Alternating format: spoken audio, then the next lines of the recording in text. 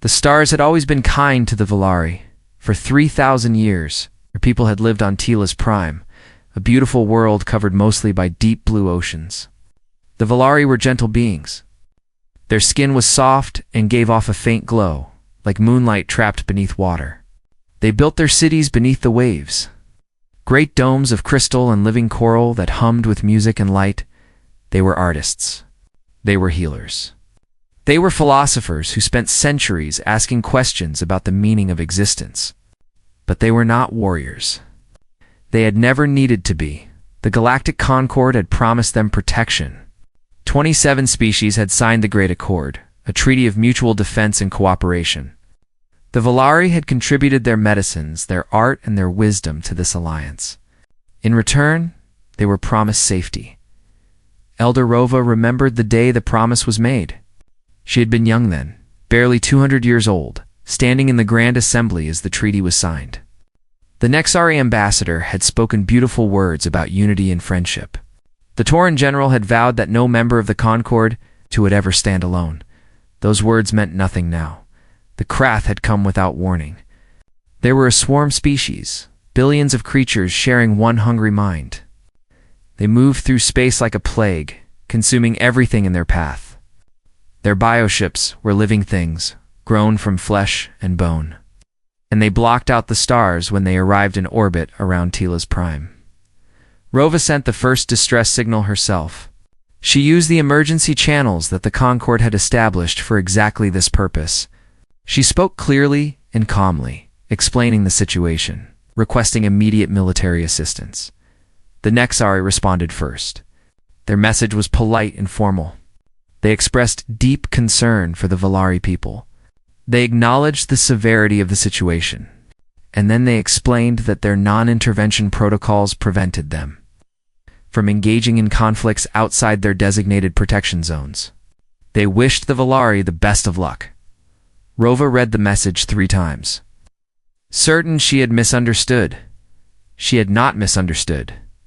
The Tauran came next. They had the largest military fleet in the Concord. Surely they would honor their oath. But their response was the same, wrapped in different words. Their fleets were engaged in training exercises.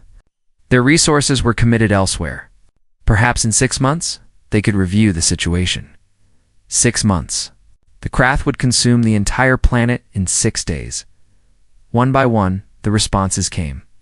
The Malthian Council voted unanimously to preserve their resources for potential future threats.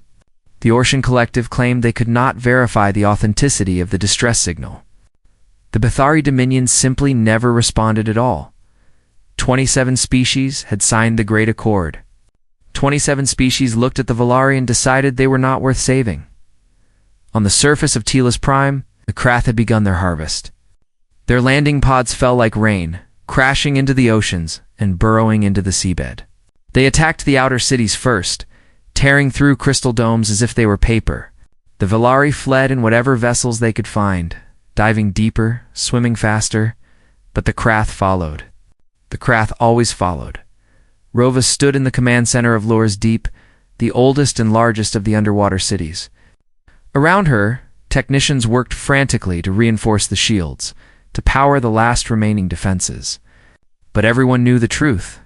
They had no weapons capable of stopping the swarm. They had never built such weapons. They had trusted the Concord to protect them. The other council members had already died. Some had stayed behind in their cities to help evacuate civilians. Others had simply given up. Elder Moreth, who was 700 years old and had seen the rise and fall of civilizations, had walked out into the ocean and let the Krath take him. He said he preferred to die in the open water than to watch his people be hunted. Rova was the last.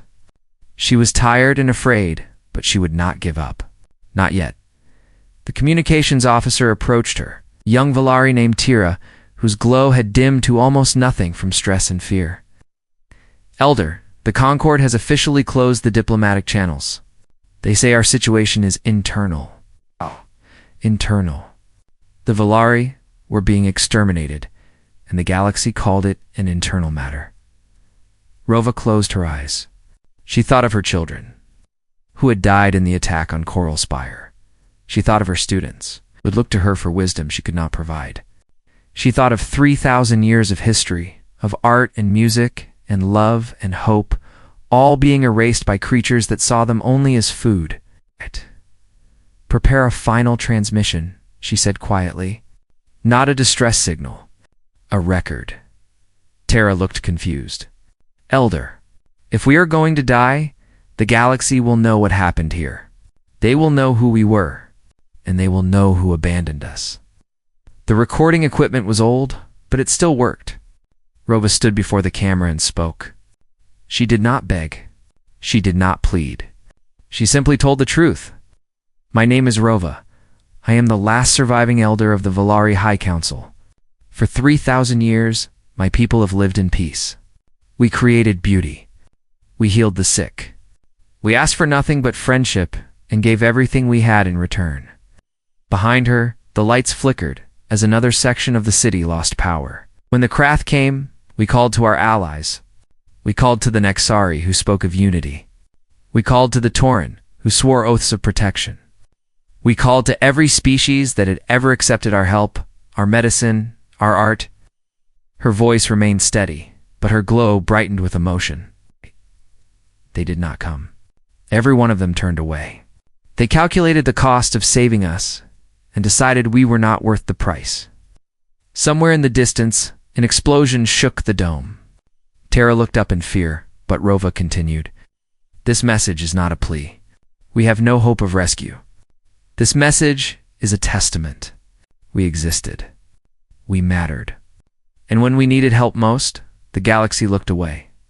She paused, gathering her thoughts for what she wanted to say next. Perhaps this message will reach someone.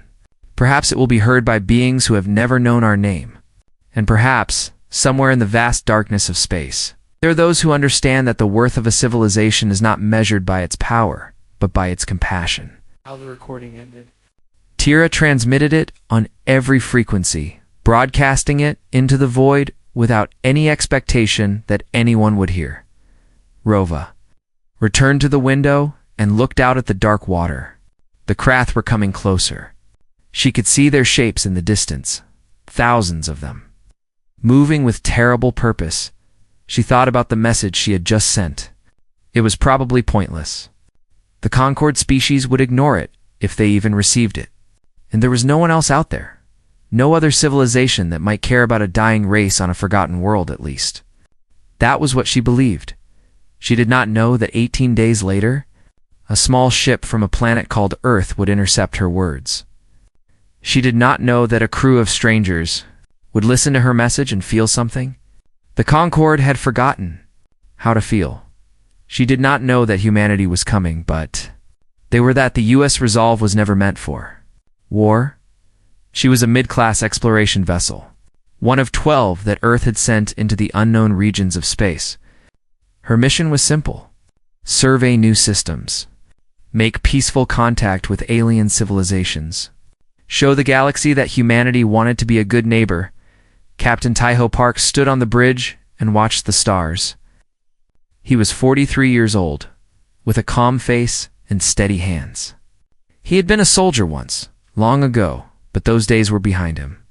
Now he was an explorer, and he liked it that way. The Resolve carried a crew of 47, scientists, engineers, doctors, pilots, good people who had volunteered for a 5-year mission into the unknown. They had already made contact with 3 alien species, all of them friendly. The galaxy seemed like a place full of wonder and possibility. That belief was about to change. Communications. Officer Unibeak was working the night shift when she detected the signal. At first, she thought it was interference, some kind of cosmic noise from a distant pulsar. But when she ran it through the translation software, she realized it was a voice, an alien voice. "Captain!"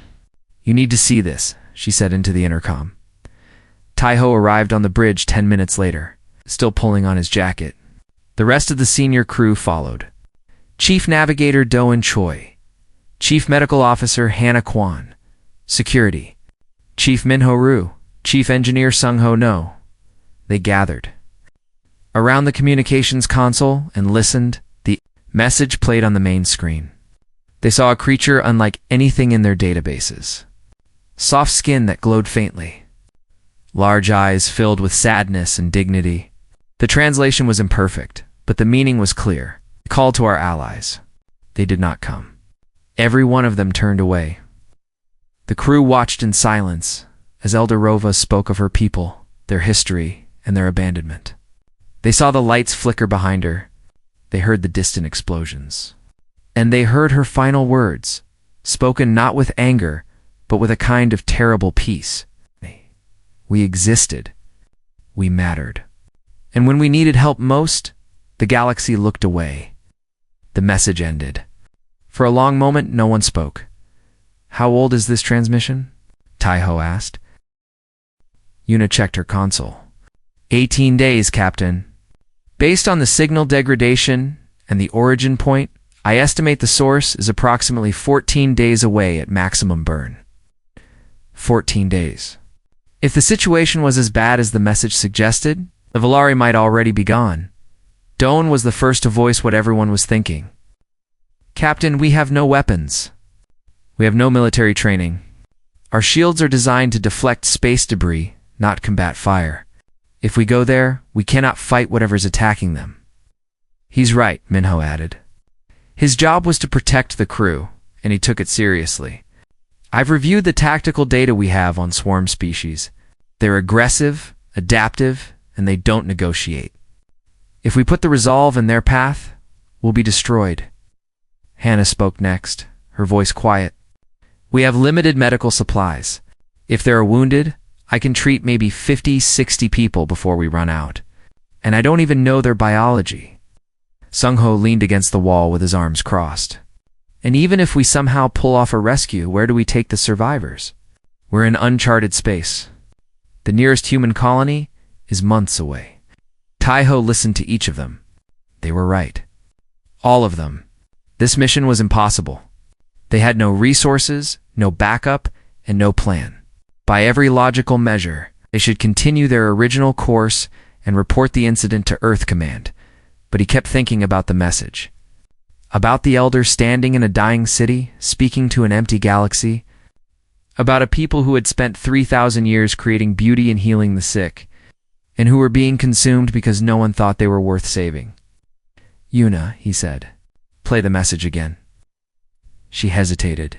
Captain, play it again. They watched it a second time, and then a third.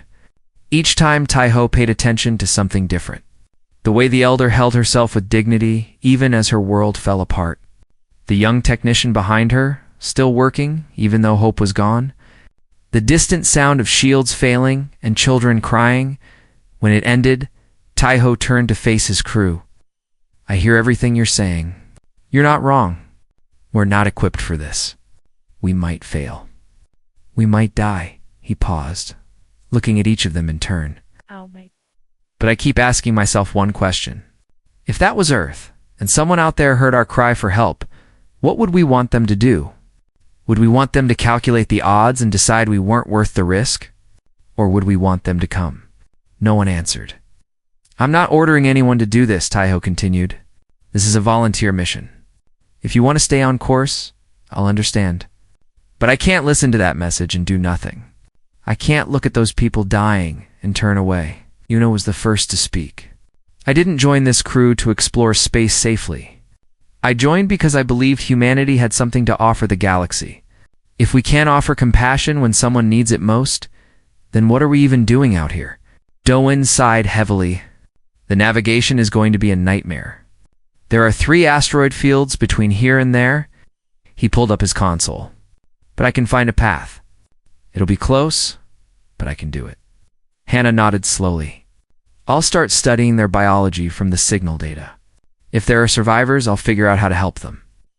Minho was quiet for a long moment. Then he straightened. If we're doing this, we need to be smart. No heroic sacrifices. We go in, we help who we can, and we get out. Agreed, Sung-ho grinned despite himself. I can probably boost the engine output by 15% if I reroute power from the non-essential systems. Might even get us there in 12 days instead of 14. Taiho looked around at his crew. These were scientists and explorers, not soldiers. They had families waiting for them back on Earth. They had every reason to say no, but they said yes. All right, Taiho said. Set a course for Tila's Prime. Maximum burn. He sat down in the captain's chair and took a deep breath. And someone start working on a plan, because right now, I have no idea how we're going to pull this off. As the Resolve changed course and accelerated into the unknown, Una received another transmission. This one was not a distress signal. It came from a Galactic Concord relay station, and it was marked as an official diplomatic notice. She read it aloud. Attention. Vessel of human origin. The Concord has designated the Tila system as an abandoned territory under the non-engagement doctrine. Any interference in abandoned territories is considered a violation of interstellar law. Humanity will face diplomatic and economic consequences if it proceeds. The bridge fell silent. Taiho considered the message carefully. The Concord was powerful. They controlled trade routes, resources, and political influence across dozens of systems. Earth was a newcomer to the galactic stage. Angering the Concord could set humanity back decades. But somewhere in the darkness of space, a people were dying. And the Concord had decided they weren't worth saving. Delete it, Taiho said. Una looked at him. Captain. Delete the message. We never received it. She smiled and pressed a button. The message disappeared. The Resolve continued on its course, carrying 47 humans into the unknown. They had no weapons, no backup, and no permission. All they had was a small ship, a desperate plan, and the belief that some things mattered more than survival. They were coming, and the galaxy would never be the same. The Resolve dropped out of faster-than-light travel on the edge of the Tila system, and for a moment, no one on the bridge could speak. Taiho had prepared himself for something terrible. He had studied the data, reviewed the distress signal, and imagined what they might find. But imagination was not enough. Half of Tila's Prime was burning. The oceans had turned dark with debris and ash. Massive craters marked the surface where cities had once stood. And in orbit, moving in slow, hungry patterns, were hundreds of craft bioships. They looked like living things, twisted shapes of bone and membrane that pulsed with a sickening light. My God, Hannah whispered. Una's hands trembled over her console. I'm detecting life signs on the planet's surface. Concentrated in one location, approximately 400,000 individuals.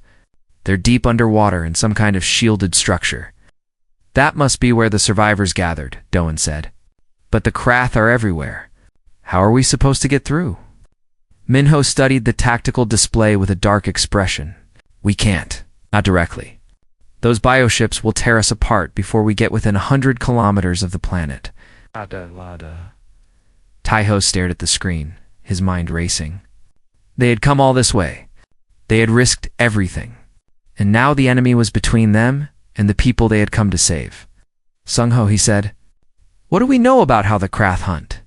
The engineer pulled up his data. Based on everything we've gathered, they're drawn to heat signatures and electromagnetic signals. Their bioships don't have traditional sensors. They feel their prey through radiation patterns. Taiho nodded slowly. An idea was forming, dangerous and desperate, but an idea nonetheless. What if we gave them something to feel? He turned to the crew and explained his plan. The Resolve would use its deflector array to create decoy pulses, false signals that mimicked the heat and radiation of a large vessel. These decoys would be projected into space, drawing the Krath away from their positions around the planet. While the swarm was distracted, shuttles could slip through and evacuate the survivors. It's risky, Minho admitted. If they figure out the trick, they'll come back fast, and we make sure they don't figure it out, Taiho replied. Someone needs to fly a shuttle close enough to the decoy points to keep the illusion convincing. Make them think they're chasing something real. Sora Kim, the ship's best pilot, stepped forward. I'll do it. She was small and young, with quick eyes and a crooked smile. She had been flying since she was 16 and had never met a challenge she couldn't handle. Or at least, that was what she told herself. There'll be a target, Taiho warned her. I'm fast, Sora replied. Faster than those ugly things, anyway. Just make sure the evacuation works while I keep them busy. They spent the next 6 hours preparing. Sung-Ho modified the deflector array to broadcast on multiple frequencies. Doan calculated safe corridors through the debris field. Hannah organized medical supplies and began studying Valari biology from the limited data they had. Minho armed the security team with whatever they could find. Mostly tools that could double as weapons if necessary, and then, when everything was ready, they made contact Yuna, broadcast on the same frequency as the original distress signal. For a long moment, there was only silence. Then a voice came through, weak and uncertain. This is Lura's Deep. We do not recognize your vessel. Who are you? Taiho leaned toward the microphone. My name is Captain Taiho Park. I command the exploration vessel Resolve, from a planet called Earth. We received your distress signal 18 days ago. We've come to help. Another long pause. When the voice returned, it trembled with something between hope and disbelief. Earth. We have never heard of your world. You are not part of the Concord? No, we're new to the galaxy. But we heard your message and we couldn't ignore it. The voice that responded was older, steadier. Elder Rova. Captain Park, I sent that message as a testament, not a call for help. I did not believe anyone would come. And yet here we are, Taiho said. Elder, we don't have much time. The Krath are everywhere, but we have a plan to create an opening. We need your people ready to evacuate. Every ship, every shuttle, every vessel that can fly. Can you do that? There was silence again, and Taiho imagined the Elder looking around at her dying city. At the hundreds of thousands of survivors waiting for a miracle they had stopped believing in. We can be ready, Rova said finally. But Captain, why are you doing this? The Concord abandoned us.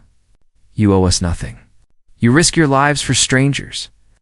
Sung-Ho, who was working nearby, leaned into the microphone before Taiho could respond, because someone had to. The channel went quiet. Then Rova spoke again, and her voice was different now, filled with an emotion that Taiho would remember for the rest of his life. Then we will not waste your sacrifice. Lura's Deep will be ready. The operation began at dawn. Sora launched first, flying Shuttle 1 toward the outer edge of the system. The deflector array lit up with false signals, and the Krath responded immediately. Dozens of bioships broke from their positions and surged toward the decoys. They're taking the bait, Doan reported. The corridor is opening. Taiho watched the tactical display, his heart pounding. Launch the evacuation shuttles. Everyone, go now. 6 shuttles dropped from the Resolve, each one piloted by volunteer crew members. They dove toward the planet, weaving through debris and avoiding the remaining Krath patrols. Security Officer Yunji Shin led the ground team, her voice calm and steady as she coordinated with the Valari surface contacts. We're approaching Lura's Deep. I see the dome. It's damaged, but holding. On the surface, the shuttles landed in a small clearing near the main entrance. The Valari emerged in waves, hundreds and then thousands of them, their soft glowing skin dimmed by fear and exhaustion. They moved in silence, carrying children and the elderly, helping the wounded. Bringing nothing with them because there was nothing left. Ing watched them come and felt something tighten in her chest.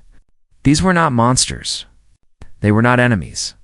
They were people, just like her, who had lost everything and had nowhere else to go. Load them quickly, she ordered. We don't have much time. Meanwhile, Sora was having the flight of her life. The Krath were fast, faster than she had expected, and they learned quickly. Her first decoy run had worked perfectly. The second was harder. By the third, they were adapting, sensing something wrong. They're catching on, she reported. I need more signal variants. Sung-Ho, can you adjust the deflector output? Working on it, Sung-Ho replied from the Resolve. Give me 2 minutes. Sora didn't have 2 minutes. A Krath bioship was closing on her tail, its hunting tentacles reaching for her shuttle. She pulled into a sharp dive, using a nearby asteroid as cover. The bioship crashed into the rock, momentarily stunned. That's 1 down, she muttered, pulling up. Only about 50 more to go. Back on the planet, the evacuation continued. But the Krath were returning faster than expected. Some had broken away from the decoy chase and were heading back toward the planet. Captain Doan said urgently, "We're losing the window. We have maybe 20 minutes before the swarm returns in full force." Tai-Ho looked at the numbers. 300,000 Valar had been evacuated, but there were still nearly 100,000 in the city. "Tell the shuttles to move faster," he ordered. "They're moving as fast as they can. The docking bays are bottlenecked." Tai-Ho made a decision. "Bring the Resolve closer to the planet. Use our cargo bays as emergency landing zones. We'll take as many as we can directly." Minho stepped forward. "Captain, that puts us in range of the bioships, I know." Tai-Ho met his security chief's eyes. "Do it anyway." The Resolve descended toward Tila's prime, shields raised, every system pushed to its limit. The Krath noticed immediately. Several bioships changed course, heading straight for the human vessel, but the Resolve held. And more shuttles launched. And more survivors escaped. On the ground, Youngji found Elder Rova among the last group waiting to evacuate. "You should have gone with the first wave," Youngji said. Rova smiled faintly. "A captain stays with her ship. A leader stays with her people. Is that not true for your kind as well?" Youngji thought of Captain Park, who had brought them here against all odds. "Yeah," she said. "It's true." Together they walked toward the last shuttle. 3 days. That was how long the battle lasted. 3 days of constant motion, of desperate flights and narrow escapes. 3 days of exhaustion so deep that the crew of the Resolve forgot what sleep felt like. 3 days of learning that heroism was not a single moment, but a choice made again and again, until the body could barely make it more. On the second day, they lost Shuttle 2. Crewman Ji Ho Yang was aboard. Along with pilot Bora Lee and 43 Valari refugees, they were making their final approach to the Resolve when a Krath bioship emerged from behind a debris field. Bora tried to evade, but the creature was too fast. The bioship's hunting tentacles wrapped around the shuttle and began to crush it. Inside, Ji-Ho moved without thinking. He grabbed an emergency cutting tool and forced open the airlock, exposing himself to the vacuum. Then he began cutting at the tentacles. It should have been impossible. A human in space, with nothing but a tool meant for repairs, fighting a creature the size of a building. But Ji-Ho didn't think about impossible. He thought about the 43 people behind him, who were going to die if he failed. He cut through 2 tentacles before the creature reacted. It released the shuttle and turned its attention to the small figure attacking it. Ji-Ho had just enough time to push himself back toward the shuttle before the bioship struck. The blow broke 3 of his ribs and ruptured something inside him. But the shuttle escaped. When they brought Ji-Ho aboard the Resolve, Hannah was waiting. She had been awake for 36 hours, treating wounded Valari and learning their biology through trial and error. Now she faced a human patient with injuries that would be serious even in a proper hospital. "Get him to medical bay," she ordered. Now, for the next 8 hours, Hannah fought to save Ji-Ho's life. She repaired what she could, stabilized what she couldn't, and refused to let him go. Somewhere around hour 6, she realized she was crying, but she didn't stop working when the surgery was over. Ji-Ho was alive, barely. He would need months of recovery and would never be the same. But he was alive. Hannah stood in the corridor outside the medical bay and let herself feel the weight of everything. The exhaustion, the fear, the grief for all the wounds she couldn't heal and all the lives she couldn't save. Then she wiped her eyes, straightened her shoulders, and went back to work. There were more patients waiting. Meanwhile, Sora was still flying. Her shuttle had been hit on the 6th run, and half her systems were offline. The navigation computer was glitching. The port thruster was firing at only 60%. Every time she turned, the whole craft shuddered like it was about to fall apart. Minho had ordered her to return to the ship, but she refused. "One more run," she said, her voice hoarse from exhaustion. "I can do one more." She flew her 7th run with her hands shaking on the controls. The Krath were adapting to the decoys now, and she had to fly closer than ever to keep them interested. 3 times, she nearly collided with bioships. 3 times she found a way through. When she finally landed in the Resolve's hangar, she couldn't stand up. Minho had to carry her to the medical bay himself. "You're an idiot," he said as he walked. Sora managed a weak smile. "I'm a fast idiot."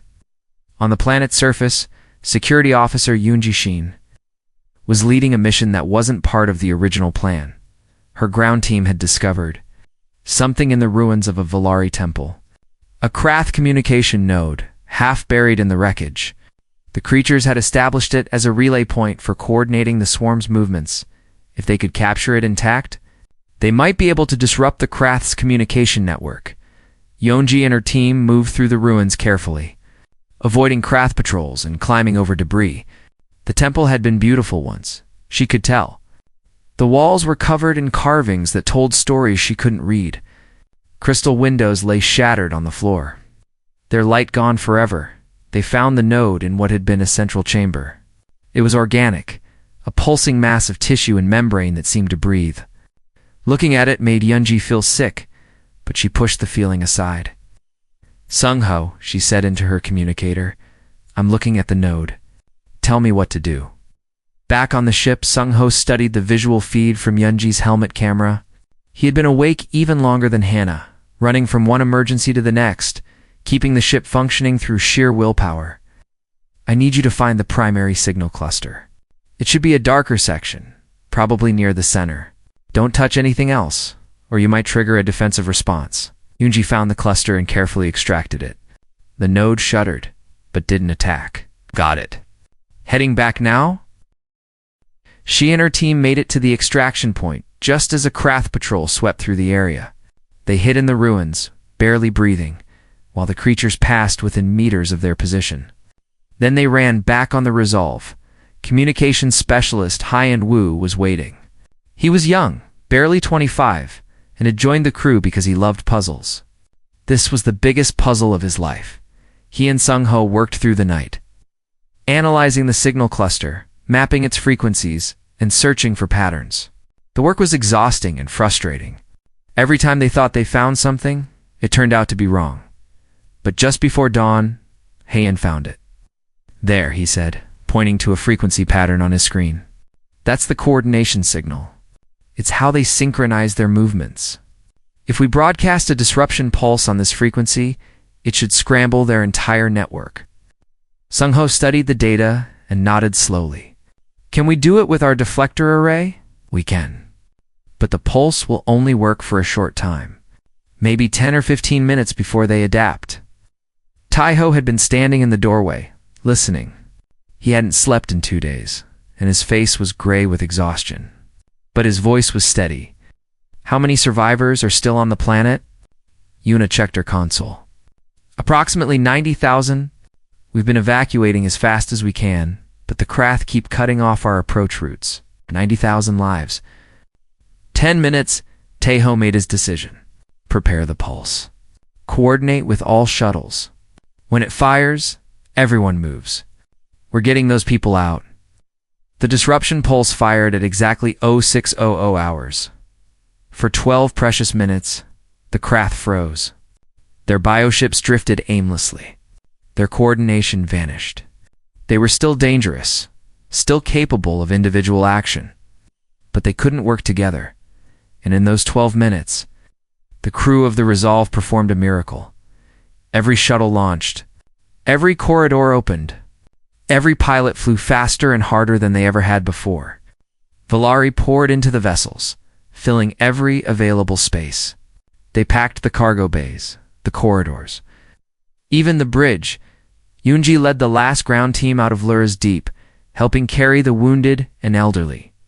Elder Rova walked beside her, supporting a young Volari who had lost his family. "Is this everyone?" Yunji asked. "Everyone who survives," Rova replied. They reached the shuttle just as the Krath began to wake up. Bioships started moving again, sluggish at first, then faster. The swarm was reforming. "Oh, go, go, go." Yunji shouted. The shuttle lifted off, its engines screaming. A Krath tendril reached for them, but they were too fast. They climbed through the atmosphere, through the debris field, and into the safety of open space. Behind them, the last evacuation transports rose from Telos Prime, 287,000 survivors. 93 human crew members. One ship that had never been meant for war. They had done it, as the Resolve jumped to faster-than-light speed. Leaving the burning planet behind, Tai-Ho finally allowed himself to sit down. He was so tired he could barely think. But when he looked around the bridge, at his exhausted crew and the Volari children sleeping in the corners, he felt something he hadn't felt in a long time. Pride. They had come to help. And they had helped. Now they just had to figure out what came next. The temporary colony was built on a moon in neutral space. Far from the Concorde's borders and even farther from the memory of Tila's prime, it was not a beautiful place. The structures were prefabricated shelters, assembled quickly from whatever materials the humans could find. The air was thin and required processors. The ground was gray and lifeless, but 287,000 Volari were alive to see it. And that made it the most beautiful place in the universe. In the weeks after the evacuation, the crew of the Resolve worked alongside the survivors to build something that might eventually become home. Engineers designed water recycling systems. Scientists studied the local environment. Security teams established safe zones and patrol routes, and slowly, carefully, the Volari began to hope again. Elder Rova watched it all with a mixture of grief and wonder. Her people had lost everything. Their home, their history, their dead. They would carry that loss forever. But they would carry it together, and they would not carry it alone. The humans had stayed. Even after the danger was past, even after their mission was technically complete, they stayed. They shared their food, their medicine, their knowledge. They learned the Volari language and taught their own in return. They worked side by side until the work was done. Rova had lived for 700 years. She had never seen anything like it. 1 month after the evacuation, she called for a gathering. Humans and Volari together in the largest of the assembly shelters. The space was crowded and simple, but it was enough. Rova stood before them all, her glow stronger than it had been since before the attack. Behind her stood Captain Tai-Ho Park and his crew, exhausted and wounded and proud. She spoke slowly, giving the translators time to work, making sure every word was heard. My people have a tradition. When someone saves your life, you owe them a debt that can never be repaid. The only way to honor that debt is to live well, to be worthy of the sacrifice that was made. For 3,000 years, we believed this was a simple thing to understand. Now I know that most of the galaxy does not understand it at all. She paused, looking out at the gathered faces. We called to the stars, and the stars were silent. We called to our allies, and they turned away. We had given everything to the Galactic Concorde, our medicine that healed their sick, our art that decorated their halls, our wisdom that guided their councils. And when we needed help, they calculated the cost and found us wanting. Her gaze moved to Tai-Ho and his crew. And then, from a world we had never known, across distances we could not imagine, strangers came, not for wealth, not for power, not because they were obligated. They came because they heard our cry and could not ignore it. They came because in their hearts they believed that no one should die alone in the dark. She stepped forward, and the room fell completely silent. You asked why the Concorde abandoned us? I have thought about this every day since the attack, and I believe I finally understand. She took a breath. The Concorde calculated. They measured our value against the cost of saving us and decided we were not worth the price. Their civilization is built on calculation, on efficiency, on the cold logic of survival. She turned back to the humans. You calculated nothing? You simply came. And that is the difference between civilization and humanity. Tai-Ho didn't know what to say. He had never been good at speeches, never comfortable with praise. He was just a captain who had made a choice that felt right. But Rova wasn't finished. I know what this cost you. I know that the Concorde has closed their trade routes. I know they have issued sanctions against your world. I know they have called you foolish and reckless and dangerous. And I want you to know something in return. She reached out and took Tai-Ho's hands in her own. Her grip was gentle but firm, and her glow brightened until it filled the space between them. Whatever happens next, the Volari will stand with you. For as long as our people survive, we will remember what you did. We will teach our children and their children after them. Humanity did not abandon us, and we will never abandon humanity."